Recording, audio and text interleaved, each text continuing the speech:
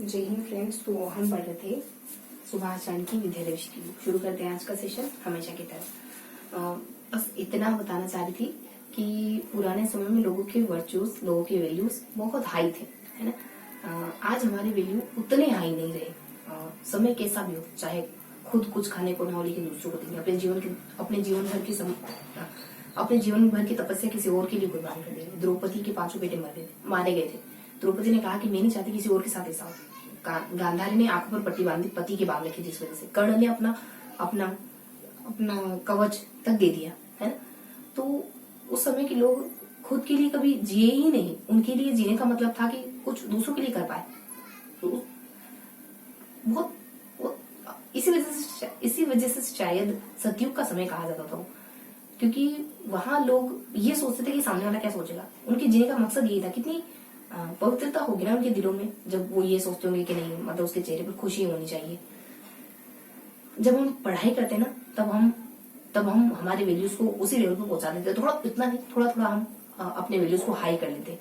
कौन सी भी परिस्थिति हमको पढ़ना है, कभी भूखे रहे तो भी पढ़ना है, कभी थक रहे तो भी पढ़ना है, कभी बीमार है तो भी पढ़ना है, कहीं कोई सब कहीं जा रहे तब भी आप घर के पढ़ते हैं, है ना। तो जब वैल्यू हाई होते हैं ना, तो आप अपने आप को एक अलग ही लेवल पे महसूस करते हैं। अपने आप को एक अच्छा इंसान बनते हुए देखते हैं। आप बन रहे तब भी और आप देख रहे तब भी। किसी ने कहा कि मुझसे ना चला जाता है मंदिर और ना मुझसे भगवान की पूजा, ना मुझसे जपा जाता है भगवान का नाम। भगवान खुद ही जपाएगा और खुद को ही जपाएगा। जब हम अच्छा कर रहे होते हैं तब हमारे भीतर ही भगवान होता है और हमें लगता है कि हम भगवान खोज रहे। भगवान खुद ही खोजता है, खुद को ही खोजता है। हम खुद के भीतर ही खुद को खोजते हैं। तो शुरू करते हैं आज का सेशन। आज हम अगले 3 पेज पढ़ेंगे, ठीक है। आज हमने इंग्लिश में हम टेंस पढ़ चुके हैं। Passive voice, active voice, article, इससे पहले गणित, और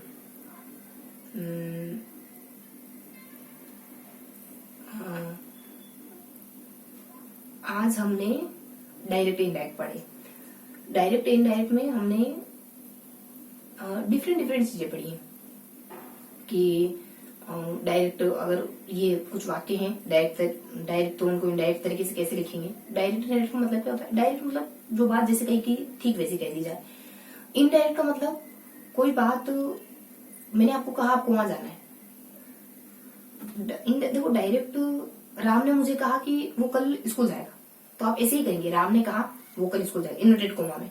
या फिर आप ऐसे कह सकते हैं कि राम ने कहा कि वो कल स्कूल जाएगा, राम ने कहा कि मैं कल स्कूल जाऊंगा, राम ने कहा कि वो कल स्कूल जाएगा। दोनों में अंतर है। डायरेक्ट जैसा उसने कहा ठीक वैसा। इनडायरेक्ट जैसा उसने कहा उसको आप अपने लहजे में कह रहे हैं, ये इनडायरेक्ट। तो कैसे बनाते हैं इंग्लिश में इस तरीके के सेंटेंस? कुछ नियम कायदे कानून होते हैं। टेंस में बदलाव होते हैं, प्रोनाउन में बदलाव होते हैं, टाइम वगैरह, टाइमिंग वाले शब्दों में बदलाव होता है, और कुछ कनेक्टिव शब्दों का, मतलब इन तीनों में तो मोटा मोटी बदलाव होते ही। टेंस वाले में ज्यादा समझ नहीं लेना है ना। तो अभी तो है अपने पास समय। टेंस में बदलाव होंगे, प्रीपोजिशन में बदलाव, प्रोनाउन में बदलाव होंगे, और टाइम वाले शब्दों में बदलाव होंगे। टेंस अगर प्रेजेंट के टेंस होते हैं तो सारे के सारे पास्ट के टेंस में बदल जाते हैं। Present simple, continuous, perfect, perfect continuous. और अगर पास्ट सिंपल ही आगे तो एक को छोड़ के अगला हो जाएगा, मतलब कंटिन्यूअस को छोड़ के परफेक्ट वाला। और कंटिन्यूअस आगे तो कंटिन्यूअस जो लास्ट होता है ना, कि present continuous perfect, present perfect continuous, उसमें बदल जाता है। और प्रोनाउन में बदलाव, देखो प्रोनाउन बता रखे थे सारे, आई, माई, मी, और you, yours, you, I, my, me, my self, you, your, you, your self, और वी, ओवर, अस, और ओवर सेल्फ, ऐसा कुछ। और ही के बाद ही इज, हिम, और शी, हर, है ना। और ऐसे मतलब और बदलाव होते हैं। और भी है शायद प्रोनाउन, इट, इट्स, इट और इट्स। और टाइम वाले शब्दों में दिस डे का, दिस डे, दोज डे, है ना। ऐसे देखो समय कितना हो गया। हाँ, अभी 6 मिनट बाकी। दिस डे है तो दोज डे कर देंगे, और यस्टरडे है तो प्रीवियस डे कर देंगे, और लास्ट ईयर है तो प्रीवियस ईयर कर देंगे, और नाउ का डेट कर देंगे, हियर का देर कर देंगे, हियर का देर कर देंगे।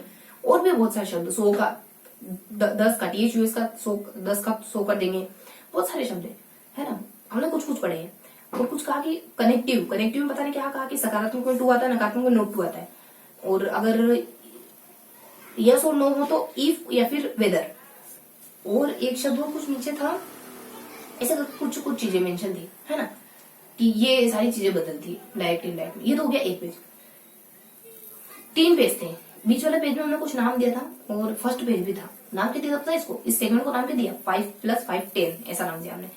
तो अगर जिरंड, जिरंड किसको कहते हैं कि पीछे ना ऑब्जेक्ट में कोई लंबा चौड़ा सेंटेंस, उसको जिरंड कहते हैं। अब मुझे उदाहरण तो भी ध्यान नहीं आ रहा, लंबा चौड़ा सेंटेंस है, लेकिन लंबा चौड़ा सेंटेंस होता है तो बदलते हैं उस समय बिंग लगाते हैं। जिरंड के साथ बिंग का इस्तेमाल होता है डायरेक्ट इनडायरेक्ट में, ये समझो। ऊपर कुछ है नीचे कुछ है। ऊपर यूं है कि अगर 2 ऑब्जेक्ट होते ना तो दोनों में से कौन सा भी आप सब्जेक्ट की तरह इस्तेमाल कर सकते हो। जैसे मैं फल खाता हूँ, मैं पुस्तक राम को देता हूँ, राम को देता हूँ पुस्तक देता हूँ, 2 हो गए, तो दोनों में से आप किसी को भी आगे ला सकते हो। और कभी कभी ऑब्जेक्ट का सेगमेंट बहुत बड़ा भी होता है, और उस राम को देता हूँ जो मतलब मेरा मित्र था बचपन में, ऐसे ऐसे करके भी हो सकता है। तो अगर पीछे 2 ऑब्जेक्ट हो, बड़ा ऑब्जेक्ट हो, तो किसी को भी आगे ला सकते हैं, बड़े छोटे को, दोनों में से किसी को भी ला सकते हैं, बड़े को भी ला सकते हैं, छोटे को भी ला सकते हैं, सेकंड वाले को फर्स्ट वाले को भी ला सकते हैं, ऐसा कुछ था। क्विकली, मैंने काम क्विकली करा। क्विकली अगर लास्ट में आए तो बाद में कुछ बनता है, तब मतलब जब बनता है वाक्य तो बीच में आ जाता है, ऐसा मुझे मतलब ऐसा, इसको एडवर्ब कहते हैं, वर्ब की विशेषता बताना। तेज दौड़ते हैं, बहुत तेज दौड़ता है, ऐसा कुछ मतलब। क्विकली शब्द साथ समझते हैं क्या है, क्विक एडवर्ब शायद, है ना, वर्ब विशेषता बताना। तो ये शब्द लास्ट में तो बीच में आ जाते हैं। जिरंड वाला वाक्य ध्यान रखेंगे, और ऊपर ध्यान रखेंगे कि अगर 2 कर्म होते हैं तो दोनों में से कौन से भी इस्तेमाल कर सकते हैं, और अगर एडवर्ब आए तो लास्ट में आता है तो फिर फर्स्ट में इस्तेमाल करते हैं। फिर नीचे कुछ आता है, नीचे ये कहते हैं कि 2 2 2, है ना, ज्यादा कुछ तो नहीं था नीचे। और 1-2 और बातें, ऐसा है मुझे 1 और बातें थी शायद तक नीचे कि बिंग, हाँ, अगर जैसे आई एम ये है ना वाज वर, तो इनके साथ बिंग का इस्तेमाल होता है। और एक गोइंग, आई एम नहीं, आई एम के साथ आई एम आया ना, तो आई एम के साथ अगर गोइंग आए तो पता नहीं क्या था यार, गोइंग गोइंग शब्द था यहाँ, आई एम और गोइंग और ऐसा कुछ था। बिंग के बारे में क्या बताया कि जिरंड आए तो उसके साथ आप बिंग लगा के बनाएंगे। तो मैंने आपको मोटा मोटी सब बता दिया है ना, हल्का की। फिर आता है फर्स्ट पेज। फर्स्ट पेज में बदलाव है कि देखो, लेट वाले वाक्य कैसे बनते हैं, लेट सर्स वाले वाक्य कैसे बनते हैं, बीच में प्लीज वाले वाक्य कैसे बनते हैं, प्लीज नहीं, पी से कुछ था, पीपुल, पीपुल लोग ये कहते हैं कि ऐसा करना चाहिए वैसा करना चाहिए, तो ये वाले वाक्य कैसे बनते हैं। और 3 चीजें थी, लीड धातु है, मेक धातु है, हेल्प धातु है ना, ये धातु है, मतलब ये वर्ब आएगी तो वाक्य कैसे बनेंगे। और है कि और देखो, और कुछ है कि समवन है, एनीवन है, ये वाले वाक्य कैसे बनेंगे। 3 तो हमने टिक मार्क करे थे। एक था हेल्प, वो लाइक करता है, वो लाइक करता है, ही लाइक्स, ये वाले वाक्य कैसे बनेंगे अगर लाइक्स वगैरह आ रहा हो तो।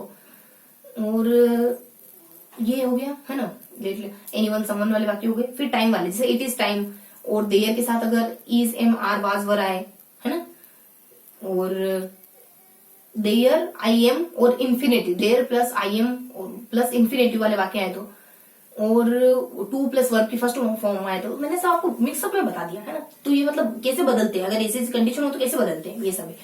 तो मैं फटाफट से बता, देखो लेट सर्च में तो कुछ नहीं होता, लेट सर्च वाले में शूट का इस्तेमाल हो जाता है, लेट वाले में बी का इस्तेमाल हो जाता है, और एनीवन और समवन वाले में एनीवन और समवन हट जाता है। आप थोड़ा बहुत समझ रहे बैकग्राउंड थोड़ा बहुत होगा ना आपका, मैं मान के चलती हूँ कि थोड़ा सा आप जानते हैं। और एक आता है पीपुल, ये लोग ये कहते हैं कि यही होना चाहिए, तो लोग कहते हैं तो इट इज सेड बाय, थोड़ा सा बदलते हैं, बाकी जो लोग कहते हैं मतलब जो कहते हैं वो तो वैसा वैसा ही रहता है। ये है, और लीड और ये धातु है ना, तो ये धातु जब इन धातु इनके साथ कोई वाक्य होता है तो जब बनाते तो टू लगा देते हैं। फॉर्मेट वही है जो डायरेक्ट का रहता है, वो जो नॉर्मली अपन तरीके से करते हैं, बट इनमें ये शब्द और जुड़ जाते हैं। लीड वगैरह धातु आते हैं ना, मेक, हेल्प, लीड और एक और ये तो टू वगैरह आ जाता है। और पीपुल है, हेल्प है, हेल्प लाइक्स, वो पसंद करता है क्या, ये चीज पसंद करता है, मान लो वो चीज पसंद करता है, ऐसा कुछ था। तो लाइक वाले जो वाक्य होते हैं ना, ये कैसे बनते हैं पता नहीं, टू बी का इस्तेमाल होता है।